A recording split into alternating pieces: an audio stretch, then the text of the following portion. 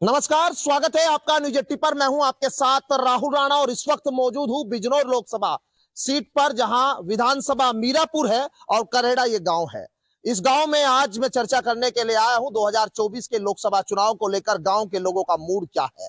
इस बार जब यहां राष्ट्रीय लोकदल और भारतीय जनता पार्टी एक गठबंधन में एक साथ जब आ गए हैं, क्या यहां का कुछ माहौल बदला है या फिर पुराने वही मुद्दे, किसानों के मुद्दों पर यहां के लोग क्या कहते हैं और यहां के समीकरण क्या कुछ कह रहे हैं, किसके पक्ष में जा रहे हैं। क्योंकि इस बार जो है बीएसपी और अलग से यहाँ समाजवादी पार्टी अलग अलग चुनाव लड़ रही है, जबकि पिछले चुनाव में बीएसपी और समाजवादी पार्टी और राष्ट्रीय लोकदल एक साथ चुनाव में थे। अब इस बार जब बीएसपी अलग है, समाजवादी पार्टी अलग है, उधर राष्ट्रीय लोकदल और बीजेपी अब एक साथ आ गई है। लेकिन समीकरण क्या कुछ इस बार बन रहे हैं वो समझेंगे और बातचीत करेंगे। सबसे पहले मुद्दों पे बात कर लेते हैं। आपसे मैं समझ लेता हूं, बिजनौर लोकसभा सीट के इस बार जो मुद्दे हैं वो सबसे ज्यादा इस बार कौन से आपको लगता है चुनाव में प्रभावशाली होने जा रहे हैं?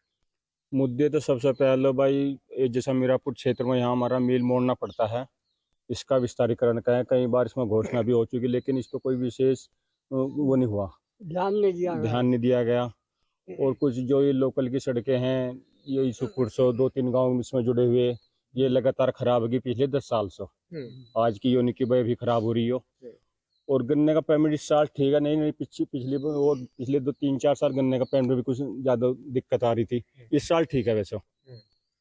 और तो भाई मुद्दे तो ये थोड़े किसानों के लगातार चलते ही रहे हैं। सबसे ज्यादा शुगर मिल के विस्तारीकरण का मुद्दा सबसे ज्यादा ज्वलनशील है यहाँ का। अच्छा, बीएसपी के तरफ से जो सांसद थे कुछ काम कर पाए पिछली बार? नहीं, हाँ, कोई खास नहीं सुने, कोई ज्यादा वो नहीं सुना, वो तवज्जो दी कोई विशेष। हाँ, आया भी नहीं फिर वो गांव में। तो बदलेंगे इस बार, कुछ बदलेंगे? हाँ, वो तो दिख रहा हो। इस बार गठबंधन हो गया हो। वो जो पहले कुछ लोग हमारे भी कुछ अलग जुड़े हुए थे, कुछ उससे जुड़े हुए थे, लेकिन वो कुल मिला के ये दोनों इकट्ठा हो गए। सबसे बड़ी बात थी। तो लगभग अब तो हर गांव की स्थिति हमारे मीरापुर क्षेत्र में ये लगभग इस गठबंधन की तरफ ही जा रही। अच्छा, बदल रही है स्थिति। हाँ। चलिए मुद्दे पे बात कर लेता हूँ। मुद्दे क्या है इस बार आप लोगों के? कौन सी चीज आपको सबसे ज्यादा परेशान कर रही है कि भाई इस बार हमारा प्रत्याशी हो तो कम से कम इस क्षेत्र की वो सबसे ज्यादा ज्वलनशील समस्या? एक तो गन्ने का भाव ही है जी, गन्ने का भाव बढ़ना चाहिए। और ये आपके मतलब हमारी जो सड़कें रास्ते ये ठीक हो जाने चाहिए। और शिक्षा का भी थोड़ा क्षेत्र में होना चाहिए। शिक्षा का, चिकित्सा का, ये सड़कें समस्या सबसे ज्यादा इस बार। शिक्षा चिकित्सा दोनों चीज में बहुत। जयंत चौधरी जो राष्ट्रीय लोकदल जो अब बीजेपी के साथ चले आए, इससे कुछ लग रहा है कुछ प्रभाव होगा या कुछ जो पहले किसानों का मूड था वही रहने जा रहा है? नहीं, कुछ प्रभाव तो है, बदलेगा आपकी बात। हाँ, दोनों। हाँ। अच्छा, मुद्दों पे बात कर लेता हूँ मैं पहले एक एक करके। आपसे मैं जानना चाहता हूँ मुद्दे क्या है आप लोगों के? हमारा मुद्दा असली तो यही है जी, मील का ही सबसे बड़ी सड़क और मील के हमारे गाँव से और रास्ता गया मील पर, सबसे जरूरी काम तो वो हो। तो सड़कें और सबसे ज्यादा है यहाँ पर मील के विस्तारीकरण का मुद्दा है। लेकिन जो मौजूदा सांसद कितने कामयाब आप मानते हैं? कितने नंबर देंगे अगर नंबर देने की बात आ जाए? बीएसपी के यहाँ पर थे। नहीं जी, नंबर बिल्कुल नहीं देने के। कोई करवाया नहीं काम, जब कोई गाँव आए भी नहीं। तो जहाँ यहाँ पे गांव में सड़कें मैं देख रहा हूँ, सड़कें सबसे ज्यादा आपकी बदहाल है। सबसे ज्यादा खराब सड़कें ही हैं। और जो मील का रास्ता है और मील, ये 3 ही मुद्दे हमारे। तो 3 मुद्दे सबसे ज्यादा यहाँ पर मीरापुर विधानसभा में सबसे ज्यादा। अच्छा, जयंत और ये बीजेपी वाले भी एक जगह मिल गए। आप तो पुराने चौधरी चरण सिंह की विचारधारा से जुड़े हो गए। हाँ जी, उसी की। हम तो उन्हें देते हैं पहले से ही, और अब भी उन्हें देंगे। तो कुछ माहौल बीजेपी के साथ आने से क्या बढ़िया हो रहा है? कुछ माहौल बदल लगा आपको? माहौल बदल लगा उनके आने से। मुद्दे मैं आपसे पूछ रहा हूँ, मुद्दे आप लोगों के सड़कों के या विस्तारीकरण, इससे अलग आप लोग कुछ नहीं? इससे अलग और क्या कहते हैं? सड़कों के मिल के ज्यादा तो यही भाव। 3 साल पेमेंट तो सही हो ही रहा। अमित शाह जी आए थे यहाँ पर मेरठ में, वो कह के गए हैं कि 370 उन्होंने हटा दी, राष्ट्रवाद की बात करके गए। जम्मू कश्मीर को लेकर उन्होंने कहा कि जम्मू कश्मीर हमारा हिस्सा है। उधर जयंत चौधरी कहकर चले गए कि ये प्रतिष्ठा का सवाल। आप लोगों को लगता है कि ये इसका कॉम्बिनेशन कुछ है? भाई नेतागिरी नहीं हमारे पास थी। हमारे पास अपना घर का काम है, वो है खेती बाड़ी का। इससे संबंधित बात करो। मुद्दे यानी कि आपके जो है सड़क और मिल विस्तारीकरण का, ये कम से कम जाना चाहिए सरकार के लोगों तक। गन्ने का भाव है, गन्ने का भाव भी बढ़ना चाहिए जी। सबसे ज्यादा तो यही है कि रास्ते ठीक हो चारों तरफ से, जो नेड़े है वो चौड़े करे जाए और मिल की इसके ऊपर रह जाए और पेमेंट सही टाइम पर जाना होगा, रेट बढ़ा जाए जिससे लोग बहुत परेशान ना हो। तो ये जहाँ पे जो बीएसपी वालों ने भी अपने प्रत्याशी उतार दिए, अब तो ये समाजवादी पार्टी वालों ने भी उतार दिए। पहले तो एक जगह आए थे सब लोग, आरएलडी वाले अलग चले गए, इसका क्या प्रभाव देखें? इसका वैसे कोई खास प्रभाव नहीं है, ज्यादातर ये गठबंधन की तरफ जाएगी, जो हमारा इसका राष्ट्रीय लोकदल और इसका भाजपा उसकी तरफ ज्यादा। हाँ। तो चंदन चौहान यहाँ पर जब राष्ट्रीय लोकदल की ओर से चंदन चौहान को बनाया गया है, विधायक भी है मीरापुर में, काम हुआ विधानसभा में? नहीं, काम करने वाले हो, पहले से 3 पीढ़ी से जुड़े हैं क्षेत्र से। उनके दादाजी भी थे, उनके फादर भी थे और वो भी हैं, अच्छा काम कर रहे हैं, मिलनसार आदमी। समस्या नहीं हो रही, भारी पड़ता सिर्फ रखा है उन्होंने, मलुक नागर हुआ या जो भी सांसद बना, विधायक बना, सब भारी बने और बन के चले गए, कोई आगे देखता ही नहीं मेरी यहाँ से। सबसे बड़ी समस्या तो यहाँ हो रही, इस बार तो कोई भारी नहीं है। अब वो लोकल लगा है और लोग गठबंधन हो गया तो सब ज्यादातर रोटी इधर ही जा रही। नहीं, बीएसपी वाले भी कह रहे हैं कि हम भी इसी के हस्तिनापुर से है, वो भी आप ही के लोकल के है। मैं समाजवादी पार्टी वालों की भी बात कर रहा हूँ, खाली आरएलडी की नहीं कर रहा हूँ। ढूंढने पड़ेंगे, इनके घर देखे हुए हमारे, इन्हें घर भी जाकर पकड़ लेंगे। ये 3 वीडियो से गए, वो कह रहे हैं कि जाट प्रत्याशी उतार दिया बीएसपी ने, तो जाट तो सारे एकजुट हो जाएंगे। जाट उसकी नजर की नहीं है, बात उसकी है, लोकल लगा है, जुड़े हुए हैं हम यहाँ से। ये 3 वीडियो से हैं, बाहर ही आवा थे, बन के चले जा। अब मनु को नागर 5 साल रहा, एक भी दिन गाँव में आया हो यहाँ से, विकास की तो बात बहुत दूर की। अब यहाँ से ये बने कुछ कर रहे, हमारे गाँव में और गाँव में करवा बेचारों ने। हाँ भाई, सत्ता से दूर रहे तो इतना विकास नहीं करा पाए, पार्टी दूसरी थी, ये दूसरी के बने हुए थे तो काम कम हुआ। तो यानी कि जो विपक्ष में थे कम काम हुआ, अब कहीं सत्ता में जाने से फर्क लग जाए। हाँ, सत्ता पे जाने से बहुत काम होंगे, अब आगे उम्मीद कर रहे लोग बाग, इसी वजह से और ज्यादा से ज्यादा जुड़ रहे। रही प्रत्याशियों की, समाजवादी की या बीएसपी की, तो सब अपने उतार ही करो, कोई जाट बताओगा, कोई कुछ बताओगा, लेकिन कोई खास विशेष प्रभाव नहीं वोटरों को। जाति का कोई प्रभाव नहीं है। अच्छा, आप बताइए, चौधरी चरण सिंह की भी राजनीति देखी आपने, अब चौधरी अजीत सिंह की भी राजनीति देखी, जैन चौधरी भी को भी देख रहे हैं, ये गठबंधन जो किया ये ठीक हुआ है क्या? ठीक हुआ जी, ये बड़ा अच्छा है और इसके साथ ही चलेंगे, बल्कि लेट होगा जी, पहली योजना को मान ले कोई भी विधायक बनो या मान ले कोई सांसद बनो, किसी की सरकार हो उसी में काम हो सको। अब ये मान ले समाजवादी वाले, बसपा वाले अगर ये बने भी क्या कर लेंगे बताओ? इस सरकार में एक काम सबसे गलत हो रहा। अब खेतों में जो इन्होंने छोड़ दिए, माले बछड़े छोड़ दिए हैं, आधी फसल तक किसानों की ये खा जा। ये सरकार ने सबसे बड़ा काम यो करा और कुछ नहीं करा। ये खेतों में ठीक है। किसानों का एक ये निकल कर आया कि पशु, आवारा पशु जो है वो आपकी जो फसल है उसको खराब कर रहे हैं। लेकिन आप ये बताइए कि यहाँ जो जिनकी आप चर्चा कर रहे हैं विधानसभा में, कि मीरापुर से विधायक भी है, विपक्ष में भी रहे, काम वाम कुछ हुआ, उम्मीद है कि नहीं आगे? दरअसल में जब हमारी जो एमपी सीट रही उपेक्षित रही हमेशा, मलुक नागर से पहले भारतेंदु जी थे, उन्होंने भी कभी क्षेत्र में कोई काम नहीं करा। और ऐसे ही मलुक नागर आए गांव में, हमारे यहाँ प्रोग्राम करा, 100 मीटर उन्होंने सड़क भी दी, गांव में आए भी थे। लेकिन जो होना चाहिए, शिक्षा का होना चाहिए या मेडिकल का होना चाहिए, उन सड़कों का होना चाहिए। हमारे यहाँ एक रास्ता है भोपा मेन रोड से, और वो लगभग ऐसा है 8-10 किलोमीटर का।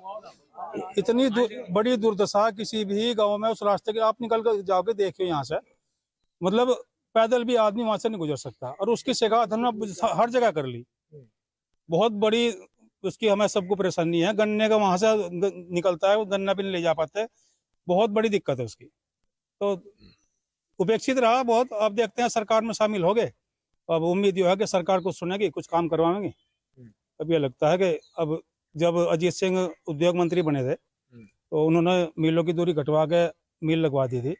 सरकार में रहेंगे तो उस किसानों के काम होंगे, उन्हें करवाएंगे, तो ये लग रहा है कि अब ठीक ही होगा जो कुछ होगा। सचिन जी भी है हमारे साथ, राष्ट्रीय जाट महासभा के आप राष्ट्रीय अध्यक्ष भी है, और आप तो यहाँ क्या पश्चिम उत्तर प्रदेश के, आप तो देश की राजनीति को भांप रहे हैं। अब ये गठबंधन जो हुआ, इसको कैसे आप देखते हैं? देखिए, राजनीतिक दलों का ये तो व्यक्तिगत नेताओं का मामला है। गठबंधन फायदे के लिए किया जाता है। अब जब दो पार्टियों को लगे जहाँ फायदा दिखेगा राजनीतिक रूप से वो वहाँ गठबंधन करने का काम करते हैं, क्योंकि राजनीतिक दल तो चुनाव में नफा नुकसान को तोलने का काम करते। बाकी उम्मीद है लोगों को कि जयंत जी जिस तरीके से वहाँ गठबंधन में गए और वो हमेशा से किसान की राजनीति चौधरी चरण सिंह जी के समय से ये परिवार करता रहा, उम्मीद है कि उनकी बात, किसानों की बात वहाँ मजबूती से शायद रखी जाएगी। और किसान भी सब चीज़ों को समझता है, अगर बात रखी जाएगी तो भी ये भापेगा, और नहीं रखी जाएगी तो भी किसान फैसला करेगा। अच्छा, मुद्दे किसानों की तो अभी बरकरार है। एमएसपी की बात कर ले, गन्ने भाव की बात कर ले, तमाम जो किसानों की जो बिल है, पुराने बिल है, मुकदमे, बहुत सारे मुद्दे हैं, वो रहेंगे अब बरकरार। क्योंकि नहीं, निश्चित रूप से मुद्दे तो जब तक उनका समाधान नहीं हो जाता मुद्दे कहीं जाने वाले नहीं। आज चुनाव है, चुनाव में ठीक है मुद्दों पे ब्रेक लगा है, आवाज दबी है, लेकिन अगर इन मुद्दों का समाधान नहीं होगा तो किसान कहीं चला थोड़ी गया, अपने मुद्दों पे फिर लड़ाई लड़ेगा। अपने अधिकार की लड़ाई लड़ना तो चौधरी चरण सिंह जी ने और बाबा महेंद्र सिंह टिकैत ने किसानों को सिखा दिया, ये पीछे हटने वाले नहीं। और अगर बरगला के वोट लेने का काम किया एनडीए गठबंधन ने तो कोई बात नहीं, भविष्य में 27 का उत्तर प्रदेश का चुनाव है, उसमें किसान अपना बदला लेगा निश्चित रूप से। तो यानी सीधे तौर पर मुद्दे तो किसानों के वही बरकरार है जो पहले से जिनको किसान उठाते रहे। आपसे मैं समझना चाहता हूँ, बिजनौर की राजनीति को आप किस तरह से देख रहे हैं इस बार लोकसभा की? बिजनौर की राजनीति, ये जो हमारा जो गठबंधन का जो प्रत्याशी हो चंदन चौहान, ये एक तो यहाँ की जमीन से जुड़ा हुआ कैंडिडेट है हमारा, तो हमारी जो समस्याएं ज्यादा सुनेगा और इसमें जो सरकार में रहते हुए तो हमारी समस्या होगा समाधान होगा। तो यहाँ कहीं चंदन चौहान का इसलिए ज्यादा फेवर तो नहीं हो रहा? जयंत चौधरी जाट है और जाटों के इलाका है। अजय नहीं, ऐसा नहीं है, कैंडिडेट भी तो अच्छा हमारा है, वो कैंडिडेट सीधा भी है, 3 पीढ़ियों से इनका जो पहले से काम करते आई है।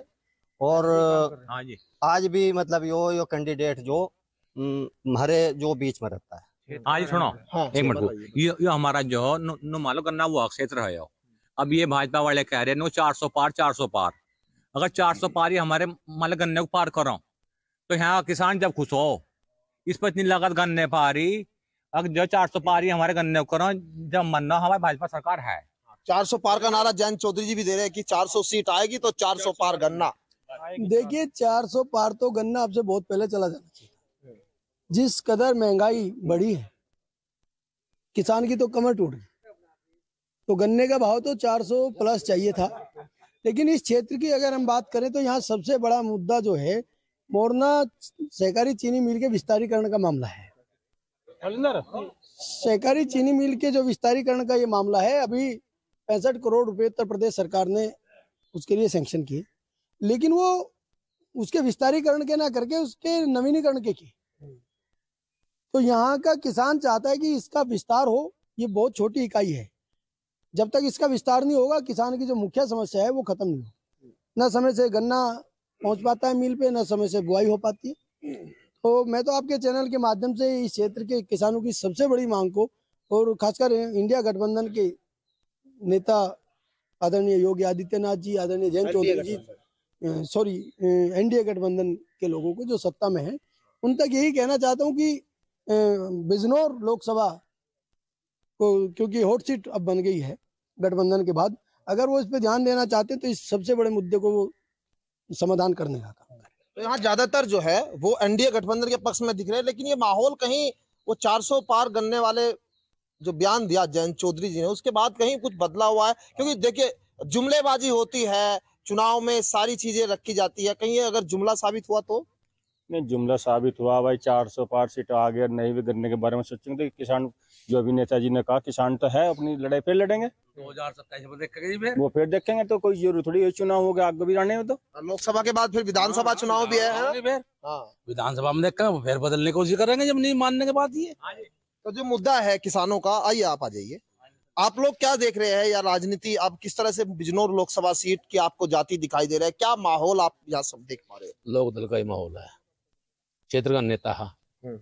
हमारी सीट जो है 3 डिस्ट्रिक्ट की और 3 मंडल की सीट हो रही है, इसमें विकासशील नहीं हो पा रहा। मेन मुद्दा था इसका ये होगा। रही बात हमारे क्षेत्र की समस्या, मील की जो अभी बताई भाई साहब ने, वो सबसे बड़ी समस्या है, इसका विस्तारीकरण चाह रहा है। विकास तो यानी सड़क तो बनी ही नहीं है, सड़क में पूरा हाल है। क्या सड़क तो बहुत खराब है।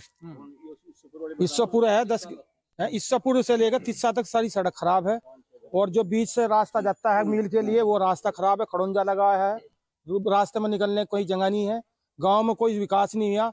और भारतीय हिंदू तो आकर झंका ही नहीं आया, कभी आज तक ही नहीं आया, वोट लेने के लिए आया, बाकी फिर बाद में नहीं आया, बिल्कुल देखा ही नहीं आके उसने।